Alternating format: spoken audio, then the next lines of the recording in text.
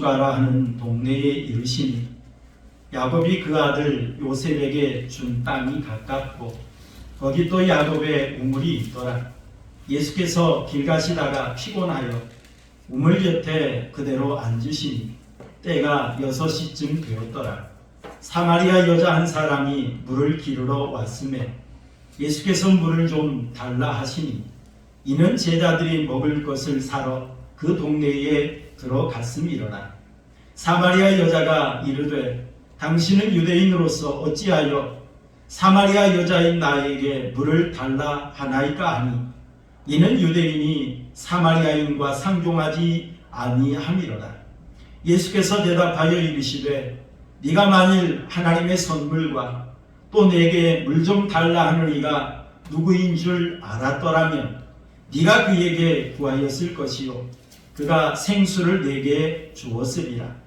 여자가 이르되 주여 물기를 그릇도 없고 이 우물은 깊은데 어디서 당신이 그 생수를 얻게 싸움나이까? 우리 조상 야곱이 이 우물을 우리에게 주셨고 또 여기서 자기와 자기 아들들과 짐승이 다 마셨는데 당신이 야곱보다 더 크니까. 예수께서 대답하여 이르시되 이 물을 마시는 자마다 다시 목마르려니와 내가 주는 물을 마시는 자는 영원히 목마르지 아니하리니 내가 주는 물은 그 속에서 영생하도록 솟아나는 샘물이 되리라.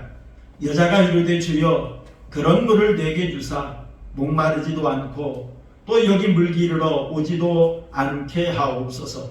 이르시되 가서 내 남편을 불러오라.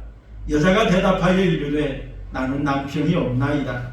예수께서 이르시되 네가 남편이 없다 하는 말이 옳도다.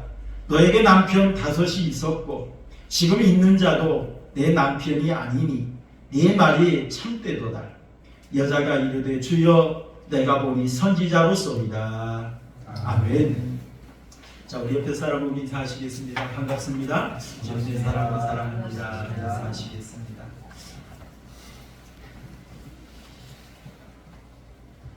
우리나라가 2021년 기준으로 볼 때 국내 총 생산이 세계 12위 10번째인 선진국이다라고 이렇게 통계청에서 발표를 했습니다. 그런데 우리나라 2023년 2월 20일 연합뉴스 그 발표에 의하면 2022년을 이제 기준으로 봤을 때 삶의 만족도 조사를 했어요. 우리 OECD라고 하는 경제협력 기구가 있지 않습니까? 거기에 38개 나라가 있는데 그 중에 우리나라가 몇 번째냐면 36번째입니다. 우리나라보다 뒤에 있는 게 요즘에 지진이 강하게 일어났던 트리키예라고 하는 터키, 그리고 콜롬비아, 그 다음에 우리나라가 36번째. 경제적으로는 우리나라가 세계 10번째입니다. 그런데 삶의 만족도를 조사해 보니까 10점 만점에 5.9밖에 안 되더라는 거예요. 여러분, 그 이유가 뭘까요? 왜 물질적으로는 풍족한데 만족도는 떨어질까요? 그 이유가 뭐겠습니까? 그 이유는 사람은 물질만으로는 만족을 얻을 수 없는 존재라는 것을 우리에게 말해주고 있습니다. 여러분이 지나가는 사람들을 붙잡아 놓고 삶의 목표가 무엇입니까? 또 그리고 무엇 때문에 이렇게 열심히 살아가십니까? 라고 물어보면 대부분이 하시는 대답이 이렇습니다. 돈을 많이 벌어서 좋은 집에도 살고 자식들 좋은 대학에도 보내고 또 자식들이 좋은 직업이나 직장을 가지고 돈 잘 벌어서 편안하게 사는 것, 그게 내 목표입니다 라고 말하는 사람들이 10명 중에 9명은 될 겁니다. 우리 대부분의 사람들이 그것을 목표로 살아가고 있어요. 그런데 여러분, 아무리 우리가 부유해진다고 할지라도 곧 부자 되는 것이 행복해지는 것일까요? 우리가 예를 들어 말씀을 들어본다면 여러분, 돈을 가지고 맛있는 음식은 살 수 있습니다. 하지만 입맛은 살 수가 없습니다. 비싼 돈을 들여서 몇백만 원짜리 침대는 살 수 있습니다. 하지만 잠은 살 수가 없습니다. 많은 사람들이 많은 돈을 들여서 나에게 필요한 것들을 아주 귀한 것으로 사드립니다. 하지만 삶의 가치와 보람은 살 수가 없습니다. 좋다는 화장품은 사드릴 수 있습니다. 하지만 젊으면 살 수가 없습니다. 돈을 주고 나를 기쁘게 하는 향락은 살 수 있습니다. 하지만 진정한 행복은 살 수가 없다라고 하는 것입니다. 우리가 많은 돈을 들여 살지만, 많은 돈을 가지고 살지만 행복을 우리가 진정 누리지 못하고 있다라고 하는 이야기지요. 여러분, 오늘 본문의 말씀을 보니까 인생의 목마름 속에 살아가는 한 여인을 소개하고 있는 걸 바라볼 수가 있습니다. 이스라엘 사마리아라고 하는 지역에 수가라고 하는 성이 있는데, 이 한 여인이 인생의 목마름 속에 살아가고 있다가 예수님을 만남으로 인하여 그 목마름을 해결받는 이야기, 이걸 소개하고 있는 것이 바로 오늘 본문의 내용입니다. 여러분, 본문을 통해서 우리 예수님이 어떤 분인지를 우리에게 말씀해 주고 있는데요. 여러분, 이스라엘 지도를 보면, 우리 지도를 한번 보여주실래요? 이 지도를 보면 지금 이스라엘을 크게 세 등분으로 나눠볼 수가 있습니다. 이 아래쪽에 여기 있는 이곳이 바로 남쪽 유다 지역입니다.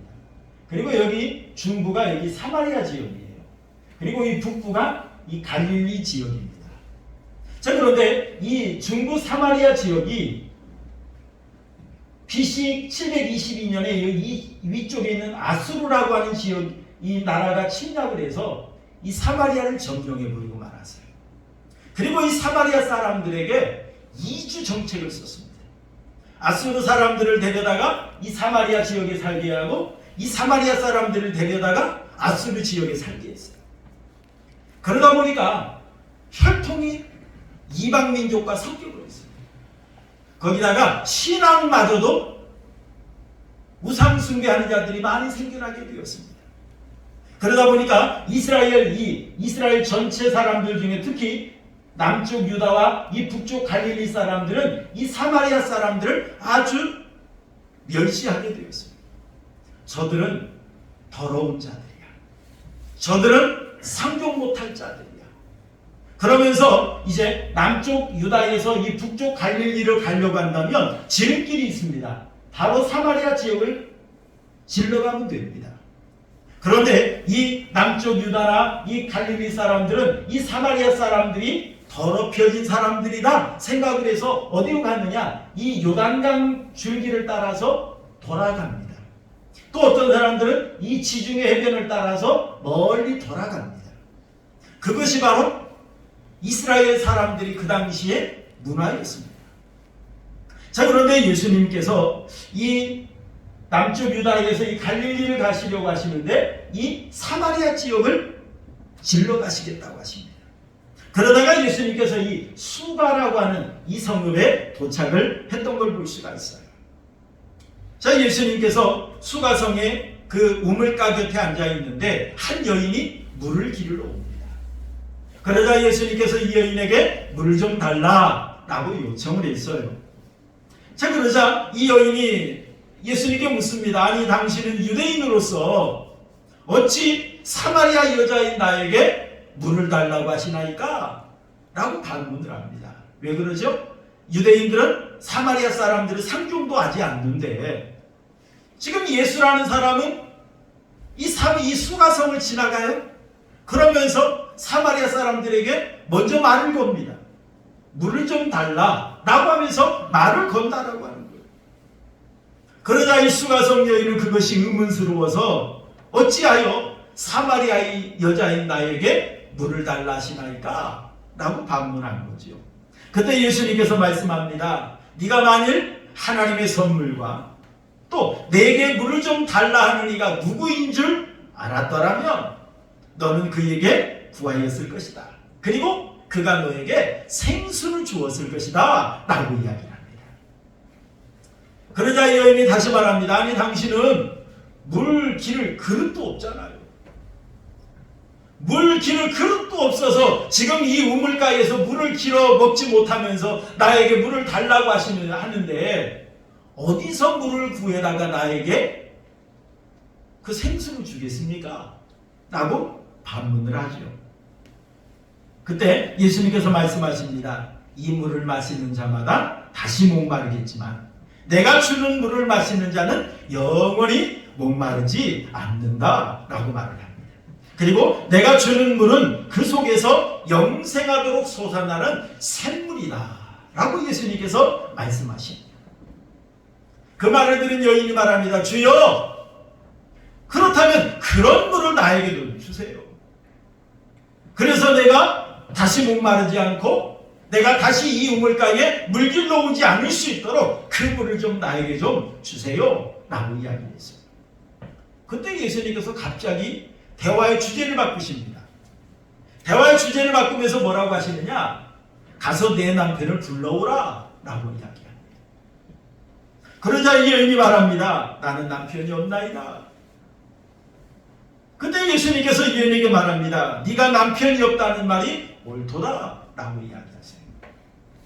그 이유는 뭐냐면 지금 이 여인은 지금까지 남편이 5이나 있었어요. 그리고 현재 사는 남편이 있는데 이 남편도 남편이 아니에요. 이 여인은 남편을 계속해서 여러 번 바꿨던 걸 볼 수 있습니다.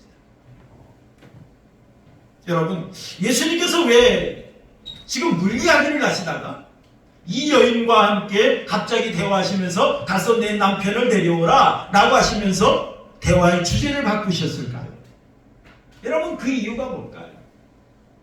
그 이유는 다름 아니라 예수님께서 이 여인의 근본적인 문제를 해결해 주시기 위해서 대화의 주제를 바꾸셨던 것입니다.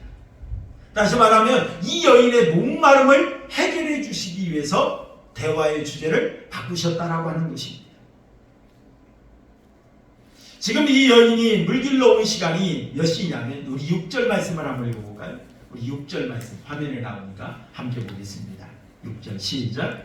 거기 또 야곱의 우물이 있더라. 예수께서 길 가시다가 피곤하여 우물 곁에 그대로 앉으시니 때가 6시쯤 되었더라. 자, 6시인데 이스라엘과 우리나라에는 시차가 6시간 차이가 납니다. 자, 그래서 이 6시란 우리나라로 보면 정오 12시로 보면 돼요. 정오 뜨거운 12시입니다. 이 팔레스타인 지역은 낮 12시는 매우 뜨겁기 때문에 사람들이 별로 다니지 않는다고 해요. 그리고 그 시간에는 잠을 잠깐 잔다고 합니다. 자, 그런데 이 여인은 이 시간에 물길로 온 거예요. 사람들이 다니지 않는 이 시간에 이 여인은 물을 길러 온 겁니다. 왜냐하면 남의 눈을 피하기 위해서 그 시간에 물을 기르러 왔던 것입니다. 그런 여인에게 예수님께서 가서 내 남편을 불러오라 라고 예수님께서 질문을 하십니다. 그러자 이 여인은 남편이 없다고 해요. 그 이유는 뭐냐? 남편이 지금까지 5이나 있었어요. 그리고 지금 사는 남자도 남편이라고 할 수 없는 그런 남자예요. 여러분, 이 여인이 왜 남편을 이렇게 여러 번 바꿨을까요? 그 이유가 뭘까요? 아마 피치 못할 상황이 있을 수도 있습니다. 뭐 살다 보면 어려움을 당하기도 합니다. 내가 원치 않는 일들이 일어나기도 합니다. 그게 우리 인생이잖아요. 뭐 피치 못할 이유도 있었을 것입니다. 하지만 이 여인에게는 지금 이렇게 남편을 여러 번 바꾼 이유는 인간의 욕망 때문에 의한 것이었다는 거죠. 처음에는 아마 순수한 사랑으로 시작을 했을 것입니다. 사랑으로 시작을 한 사랑으로 살다 보니까 가만히 보니까 사랑만으로는 안 돼요. 돈도 좀 있어야 될 것 같아. 또 살다 보니까 재미가 없어. 유머 있는 사람이 좋기도 해. 살다 보니까 건강하고 힘있고 돈 있는 사람이 좋은 것 같아. 그러면서 한 번 받고 2번 받고 3번 받고 그러다 보니까 이 여인은 남편을 여러 번 바꿀 수밖에 없는 그런 여인이었다는 거죠. 이 여인의 남편을 이렇게 바꾼 것은 인간의 욕망을 채우기 위해서 여러 번 남편을 바꿨던 것입니다. 그럼에도 불구하고 그렇게 했지만 이 여인은 만족하지 못하고 사는 그런 여인이라는 것을 예수님께서 깨닫게 해주기 위해서, 그리고 이 여인의 목마름을 해결해 주시기 위해서 남편의 이야기를 예수님께서 꺼내신 것입니다. 여러분, 사람의 몸은 70%에서 80%가 수분으로 되어 있다고 하죠. 사람의 몸 중에서 뼈를 제외한 몇 가지 제외한 걸 보면 거의 물로 되어 있다고 합니다. 그래서 걸어다니는 물통이라 할 정도로 우리 사람이 수분으로 되어 있습니다. 여러분, 물이 부족하면 어떻게 되죠? 현기증이 일어납니다. 물이 부족하면 말하기도 힘이 듭니다.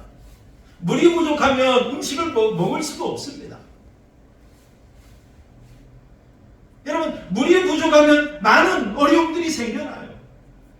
그래서 하나님께서 우리 인간에게 하나의 경고장치를 달아두었습니다. 그게 뭐냐? 목마름이라는 거예요.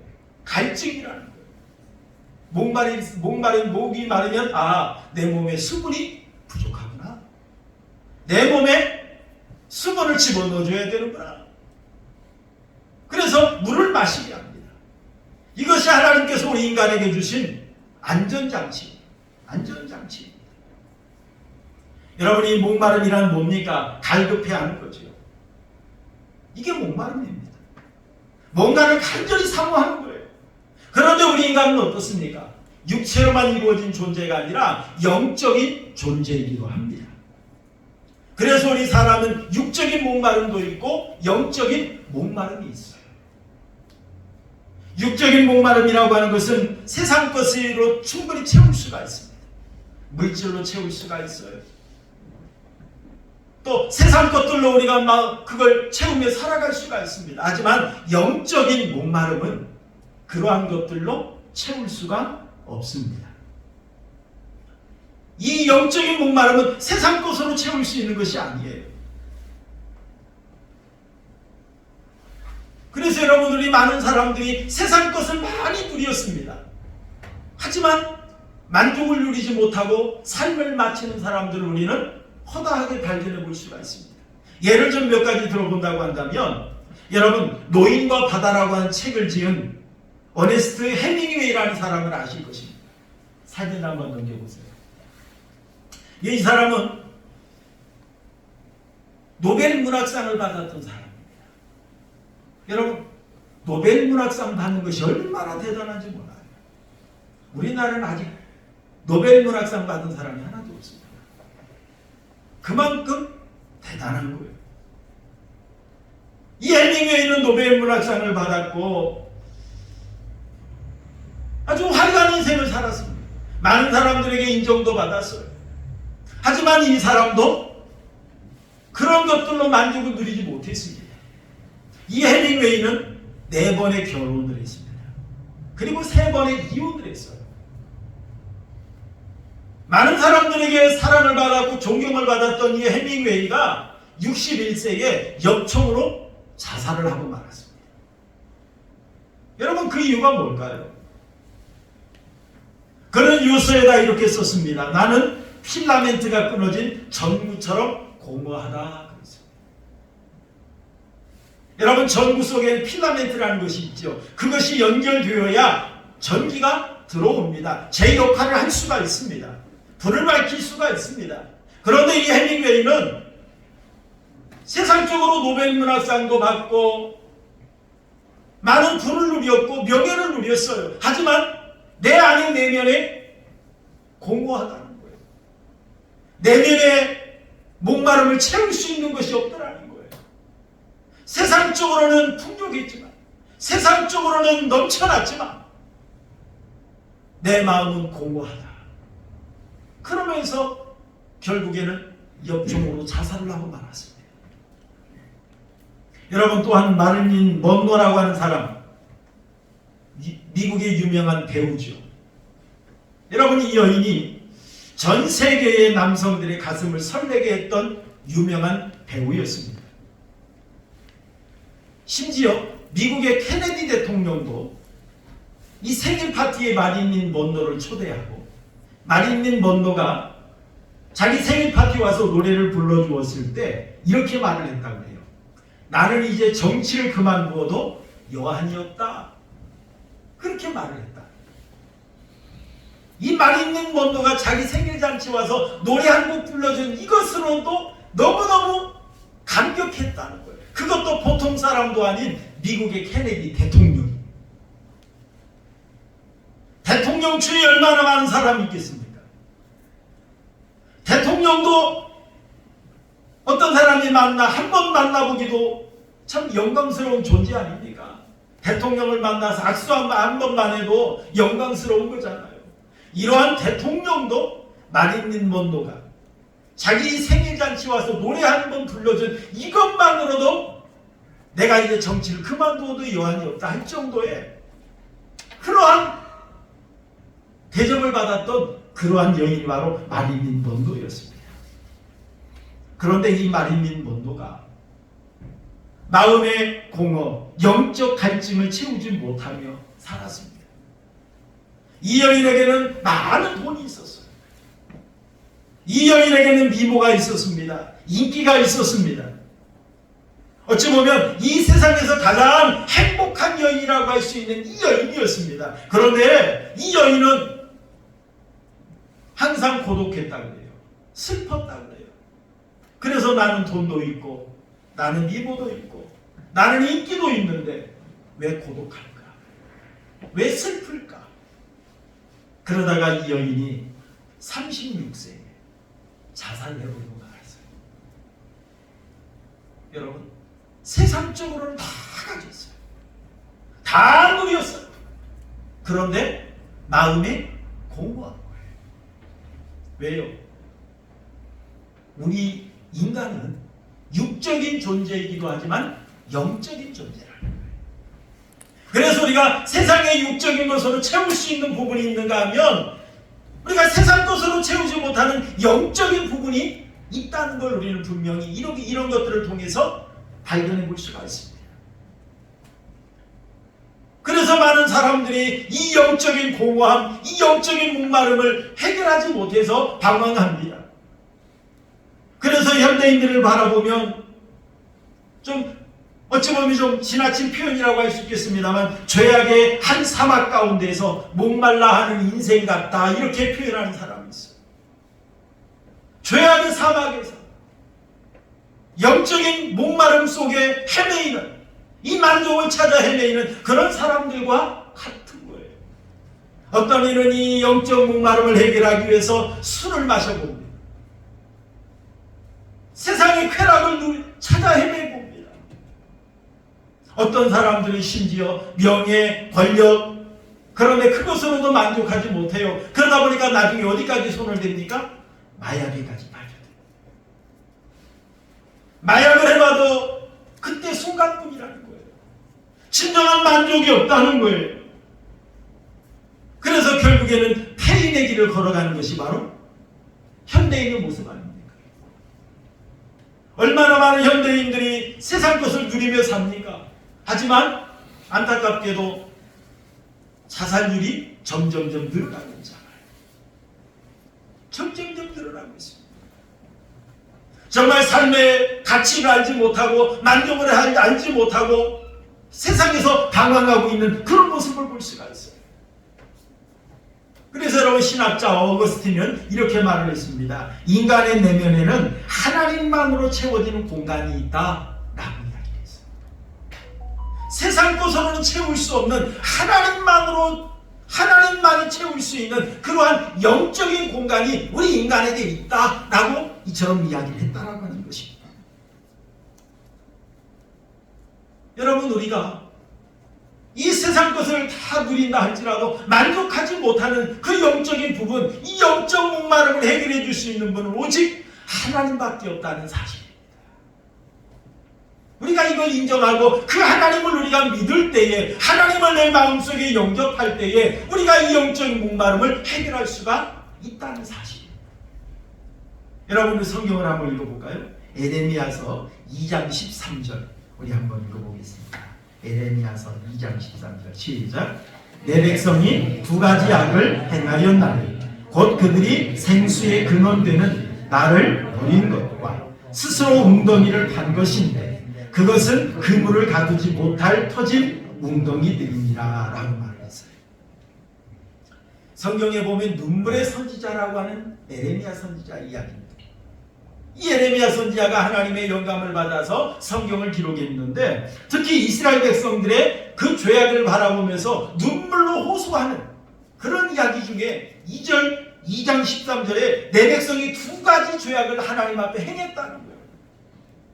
그 죄악을 지적합니다. 그 죄악 중에 첫 번째가 뭐냐? 그들이 생수의 근원되는 나를 버린 것과 이런 것, 하나님을 버린 것을 말합니다. 인간의 목마름을, 영적 목마름을 해결해 줄 수 있는 생수가 되시는 하나님을 버린 것, 이것이 바로 인간의 죄악이라. 이스라엘 백성들의 죄악이라는 것입니다. 영적 목마름을 해결해 줄 수 있는 진정한 생수이신 하나님인데 그 하나님을 마음속에 모시면 이 영적 목마름과 갈증이 해결될 수가 있는데 하나님을 저버렸다는 거예요. 그리고 이 영적 목마름을 해결하기 위해서 인간이 다른 것을 쫓아갔습니다. 그것이 뭐냐? 스스로 웅덩이를 판 것, 이렇게 이야기했어요. 그런데 이 웅덩이를 판 것이 뭐냐? 우상 숭배하는 걸 말하는 거예요. 하나님을 저버리고 이방 신상을 섬기는 걸 말하는 겁니다. 그런데 그것은 그물을 가두지 못할 터진 웅덩이들이다. 여러분, 밑 빠진 독에 물을 부으면 어떻습니까? 계속에 셀 수밖에 없어요. 헛수고일 뿐이에요. 여러분, 세상의 미신들 보면 어떻습니까? 인간이 만들어 놓고 거기다가 복 달라고 하잖아요.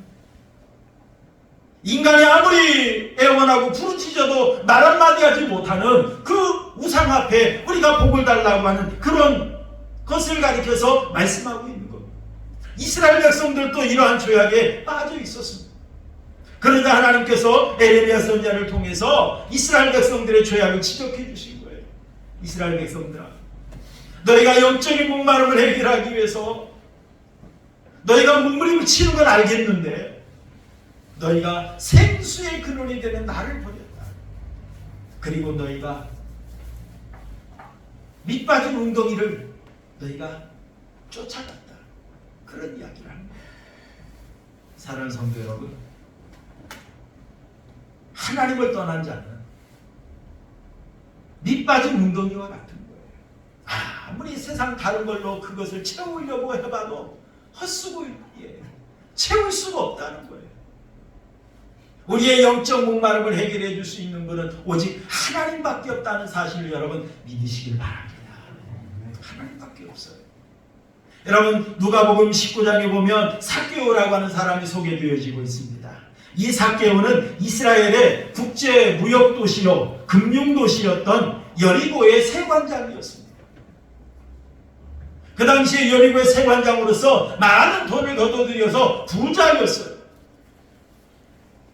세관장으로서 물론 세상 이 유대인들에게 욕은 좀 먹기는 했습니다만 그래도 부자였어요. 권력도 있었어요. 그런데 항상 이 삭개오에게는 2%가 부족한 것이 있었습니다. 뭔가가 부족했어요.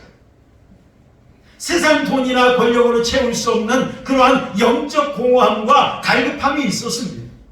그런데 그날 그 지역에 예수님이 지나가신 거예요.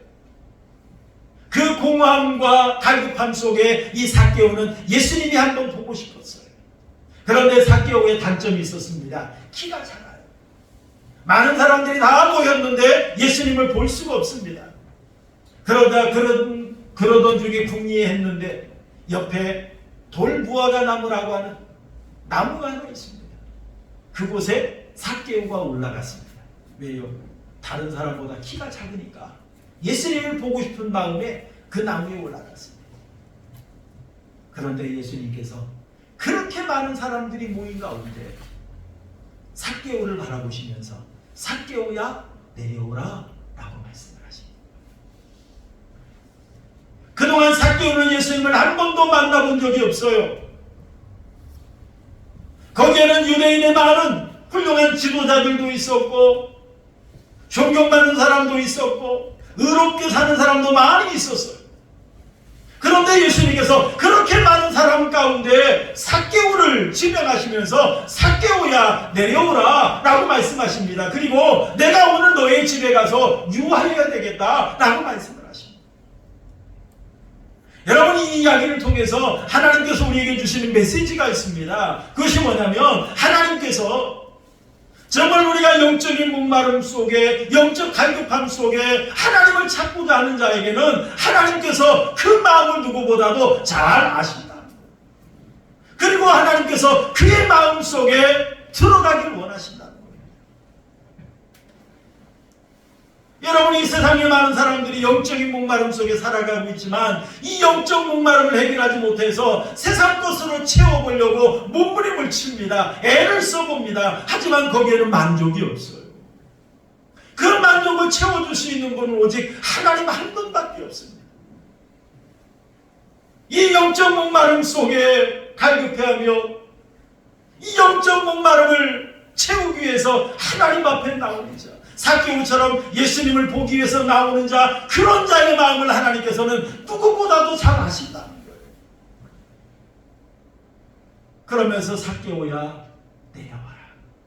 내가 오늘 너와 함께 하겠다.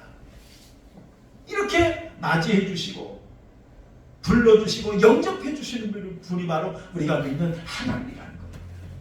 오늘 교회에 오늘 처음 나오셔서 오늘 처음 예배하시고 또 복음 듣는 우리 성도님들도 계시는데요. 이 영적 목마름을 해결해 줄 수 있는 분은 오직 하나님밖에 없습니다. 하나님을 마음속에 영접할 수 있기를 주님의 이름으로 부탁드립니다. 주님, 내 마음속에 들어오세요. 그러면 주님께서 그 마음을 찾아가시고 붙잡아 주실 줄로 믿습니다. 사랑하는 성도 여러분, 우리가 지금 영적 목마름 속에 살아가고 있습니까? 우리 모두 다 영적 목마름 속에 우리가 살아가고 있는 존재입니다. 그런데 여러분, 이 영적 목마름을 세상 것으로 채우려고 한다면 채울 수가 없어요. 그뿐만 아니라 부작용만 발생할 뿐입니다. 이 영적 목마름을 채울 수 있는 분은 오직 우리 하나님, 우리 예수님밖에 없어요. 우리 마음속에 예수님을 영접하시고 예수님으로 인하여서 이 영적 목마름을 해결받고 예수님으로 인하여 구원받고 천국 갈 수 있는 우리 성도님들이 되시기를 주님의 이름으로 축원합니다.